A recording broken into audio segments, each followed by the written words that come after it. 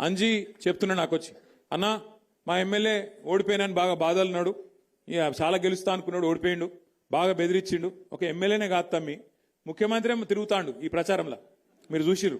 నాకు తెలిసి చరిత్రలో జరగలే. పంచాయతీ ఎలక్షన్ల, సర్పంచ్ ఎలక్షన్ల ముఖ్యమంత్రి తిరగంగా నేనైతే ఎప్పుడు చూడలే. విజయోత్సవాల పేరిట ఏది 2 సంవత్సరాలు నిండాయి, మేమేదో గొప్పగా నడిపినాం అని చెప్పి విజయోత్సవాల పేరు మీద జిల్లా జిల్లా తిరిగి ముఖ్యమంత్రి గారు కూడా పరోక్షంగా సర్పంచ్ ఎన్నికల్లో ప్రచారం చేశారు. ఇక ఎమ్మెల్యేల బెదిరింపులకైతే ఇక అంతులేదు పొంతులేదు.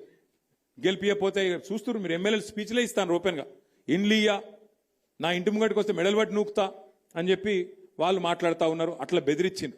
ఇక కొన్ని దగ్గరలో అయితే ఇంకా అన్యాయం. నిన్న నేను సూర్యాపేట జిల్లాకు పోయినా, నల్గొండ జిల్లాకు పోయినా, అక్కడైతే అన్యాయం. ఒక సోదరుడు మల్లయ్య యాదవ్ గారని ఆయన మీద దాడి చేసి కిరాతకంగా హత్య చేసి చంపేసిండ్రు. ఇంకొకాడ ఒక సోదరుడు మనోడు నామినేషన్ వేస్తే ఆయన ఎత్తుకపోయి కిడ్నాప్ చేసి, ఆఖరికి ఎంత ఘోరమంటిగా చెప్పరాదు, నా నోటితో నేను చెప్పలేకపోతున్నా, అంత కిరాతకం కూడా అక్కడ తిప్పర్తి మండలంలో ఒక మనోడు సోదరుడు ఆయన మీద కూడా చేసినారు.